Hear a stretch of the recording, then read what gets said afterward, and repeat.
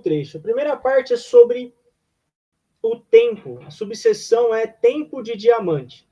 O Mestre Okawa nos ensina como viver a vida de forma vigorosa, como usar de forma correta o seu tempo de vida. A vida humana, aqui nesse plano material, ela é rara. Ela é uma experiência preciosa. Por quê? Nós não nascemos a todo momento nesse plano. Os animais, eles renascem mais rápido. Por exemplo, a cada 1 ano é o ciclo reencarnatório dos animais. Os animais médios, né, porte médio, os pequenininhos, que nem rato, insetos, é bem mais rápido. Mas cachorro, gato, esses bichos assim, é em torno de 1 ano. Nós, seres humanos, é em torno de 300 a 400 anos que a gente leva para renascer no plano físico. Isso mostra que a cada 1000 anos a gente nasce em média 3 ou 4 vezes em 1 milênio. Então não é sempre que a gente nasce.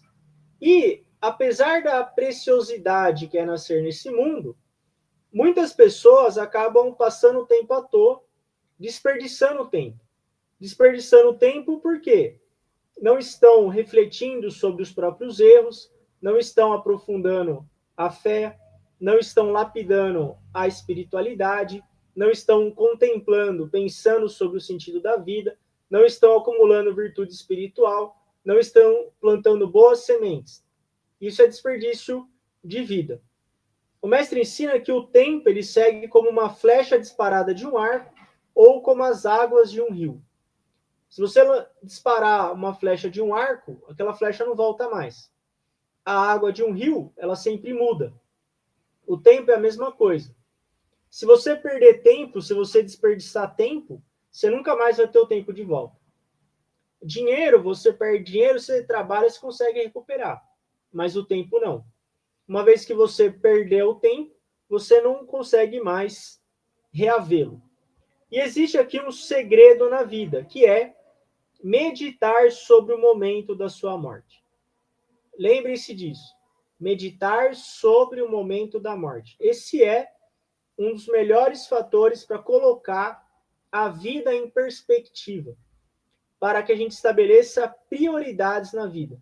É pensar no momento da morte. Eu, por exemplo, tenho o hábito de todo dia pensar sobre a morte e todo dia acreditar que eu posso morrer. Eu tenho o hábito de não achar que a morte é algo distante, de não achar que, porque eu tenho 35 anos, que eu vou viver muito. Não é assim que eu penso. Eu penso que a morte pode acontecer a qualquer momento.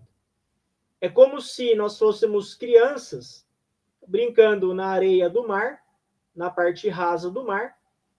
De repente vem uma onda, puxa aquela criança para dentro do mar e ela some. Você sabe quando vai vir essa onda? Não. Você sabe que ela vem uma hora, mas você não sabe quando, mas ela vem. O fim da vida, a morte, funciona do mesmo jeito. Você não sabe quando a morte vai vir. A gente não sabe. O fato de eu ter 35 anos pode ser que eu tenha menos problemas de saúde, mas não proíbe, não me deixe imune a um acidente, por exemplo, ou um problema no cérebro, enfim. Pode acontecer um monte de coisa. Uma bala perdida, a gente não sabe, pode acontecer. E quando a gente pensa sobre o fim da vida, a gente deve pensar o que nós iremos sentir ao final da vida e, se hoje fosse o último dia da nossa vida, como nós deveríamos viver a nossa vida. Já que a vida é finita, pensando em finitude, já que a vida acaba, como vivê-la? Já que não sabemos quando iremos morrer, como viver?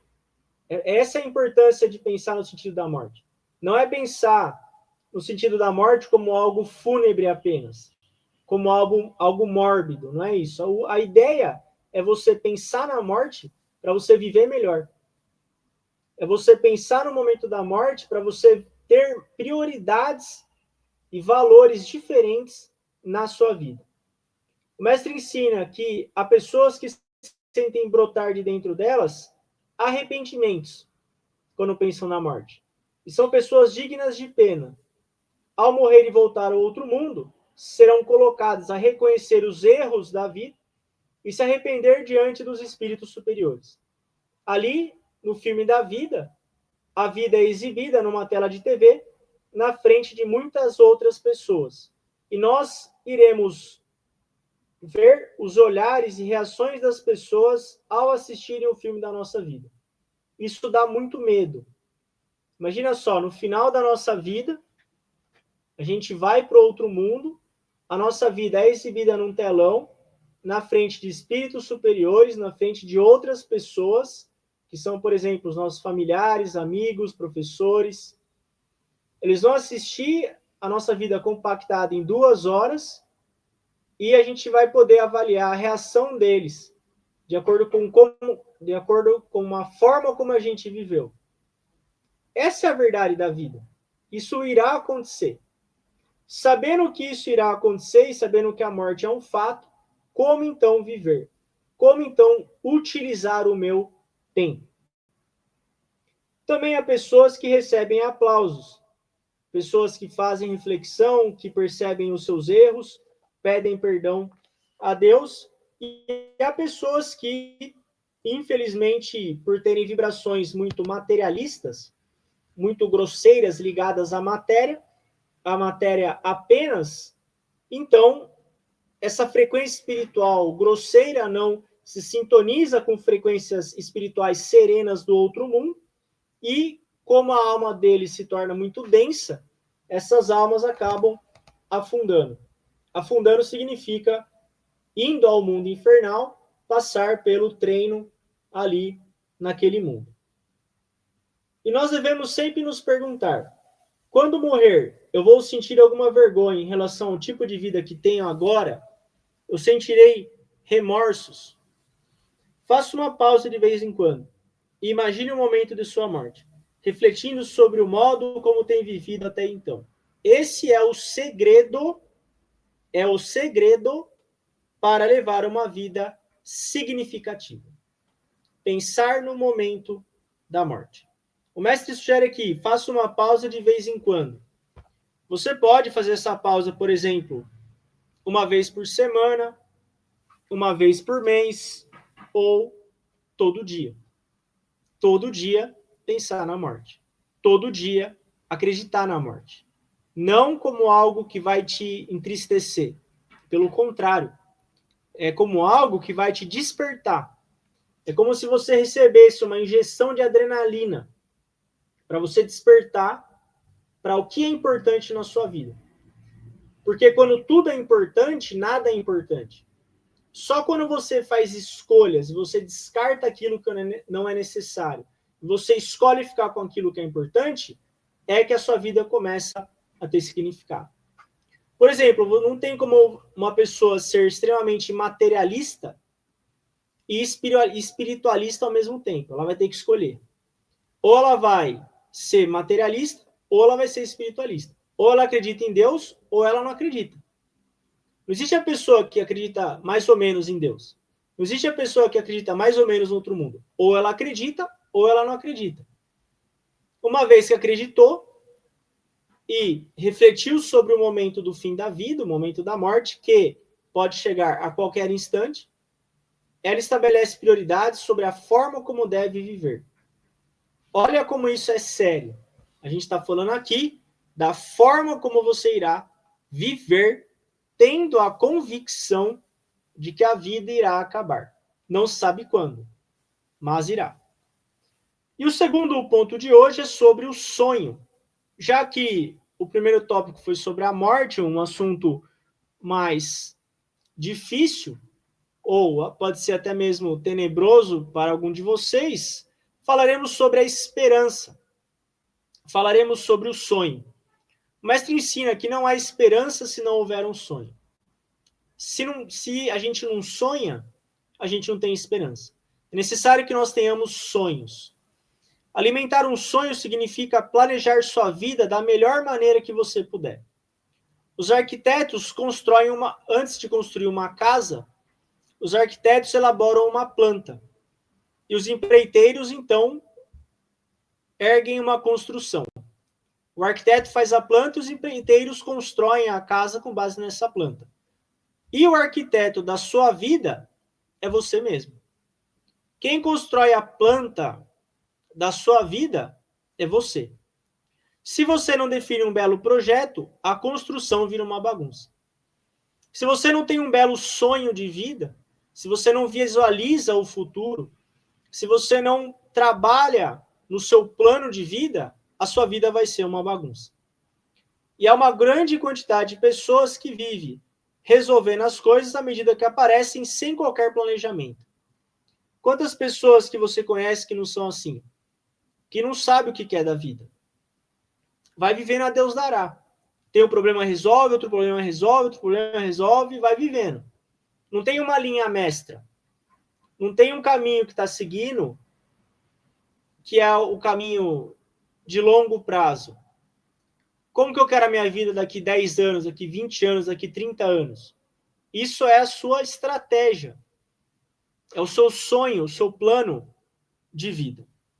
Uma pessoa que alimenta um sonho tem um nível de confiança muito maior do que uma pessoa que não tem nenhum sonho. O sonho traz confiança para você. Por quê? Você conhece o que você quer. Francis Bacon disse, saber é poder. Quando você sabe o que você quer, você tem confiança. Porque você sabe para onde você está indo. Você sabe o seu objetivo. Você sabe as suas prioridades. Você sabe os seus valores. E assim você sente confiança. É extremamente importante ter o espírito de viver com grandes objetivos. Ao mesmo tempo em que você é sonhador, ao mesmo tempo que você tem planos para a sua vida, ao mesmo tempo que você elabora um projeto para a sua vida, é importante que você tenha humildade. A humildade, ela funciona como um freio. A nossa vida é igual a gente dirigir um carro. Tem um acelerador e tem o freio. O carro não funciona só com o acelerador, ele não funciona só com o freio. O mais importante para um carro é o acelerador, que é o desenvolvimento, que são os nossos sonhos, são os nossos projetos. Aquilo que você quer conquistar na sua vida, você precisa ter isso por escrito, que é o mais importante. Ter os seus sonhos por escrito. Menos de 2% das pessoas escrevem os sonhos. Isso é um grande erro que elas cometem. Escreva sempre no papel os seus sonhos. Deixe o papel na gaveta, todo ano releia. Isso é segredo conhecido já. A humildade, então, que é o freio, é uma precaução. Quando você vê que você está indo rápido demais, pise no freio. Significa que a gente deve ter um sonho, a gente deve buscar concretizar os nossos desejos, ao mesmo tempo sendo humildes. E aí você pode se perguntar, bom, Gabriel, se você acha que eu devo contar meu sonho para os outros, a minha resposta é não. Não. Não conte os seus sonhos. Por quê? Se você tem um sonho e você conta para alguém, que dificilmente é alguém que a gente confia, primeiro, você vai atrair inveja. E segundo, dependendo do sonho, por exemplo, o sonho de uma pessoa é escrever um livro em russo. Ela vai e conta vai estar na mesa de amigos, ela conta. Nossa, o meu sonho é escrever um livro em russo. Aí todo mundo já começa a elogiar ela. Nossa, que maravilhoso, um livro em russo. A pessoa sente que já conquistou aquilo. E ela para de trabalhar porque ela fica satisfeita com aquele elogio. Esse é um problema de contar o sonho. O segundo é a inveja. E o terceiro é a pressão que você recebe dos outros. Você contou para fulano que você tem um sonho, que é escrever um livro em russo. Passou um ano, o fulano fala, e aí o seu livro em russo? Ah, nem comecei. Passou 2 anos, e aí o seu livro em russo? Nem comecei. Então, aí você começa a se sentir mal. Por isso, tenha um sonho, guarde o seu sonho com você. E, além de ter o sonho, entenda que ter um sonho, um plano de vida, cumpre uma visão, uma função mística. Quando você mantém um sonho na sua mente, essa imagem do seu sonho, ela chega ao seu espírito guardião e ao espírito guia no outro mundo. Quando você realmente tem um sonho claramente definido, é um sonho claro, ele é objetivo. Você consegue explicar seu sonho para uma criança de 7 anos. Ele é muito claro. São palavras simples que você usa para descrever o seu sonho. E você continua pensando no seu sonho. 1 ano, 2 anos, 3 anos, 4 anos, 10 anos, você continua com aquele mesmo sonho. Com isso, você consegue comunicar o seu anjo da guarda, o seu espírito guardião, os espíritos guias. Se você tem só pensamentos fugazes, hoje eu quero comer isso, amanhã eu quero comer aquilo. Agora eu estou endividado, agora eu paguei a dívida. Hoje eu vou comprar um carro, amanhã não sei o quê. E você nunca sabe para onde você está indo, você não recebe ajuda espiritual. Porque o espírito guardião nem sabe como ajudar, porque a própria pessoa não definiu o sonho dela. O sonho tem que ser claramente definido em palavras simples. Você tem que explicar seu sonho para uma criança de 7 anos, ela tem que entender de tão simples que tem que ser a explicação do sonho. E tem que repetir o seu sonho para ativar o seu subconsciente. Se você alimenta um sonho bem definido, o seu espírito guardião e seu espírito guia vão achar meios de ajudá-lo a alcançar o seu sonho. Em outras palavras, para você ter a autorrealização, primeiro você deve alimentar um sonho. Depois você deve visualizar o seu sonho e rezar ao seu espírito guardião e aos espíritos guias. Dessa forma, o seu sonho começará a adquirir forma. É assim que acontece o processo. O sonho que você abraça precisa levar ao aprimoramento de sua personalidade e à felicidade de outras pessoas. Claro, todo sonho que a gente tem precisa elevar o nosso caráter e levar felicidade aos outros. Isso é um objetivo fundamental quando a gente tem um sonho. Esse foi o tema de hoje, um tema bastante amplo. Falamos sobre a questão de pensar sobre o significado da vida, pensar sobre o fim da vida para estabelecer prioridades sobre como viver agora. E falamos também sobre como termos sonhos. Falamos sobre a importância dos sonhos.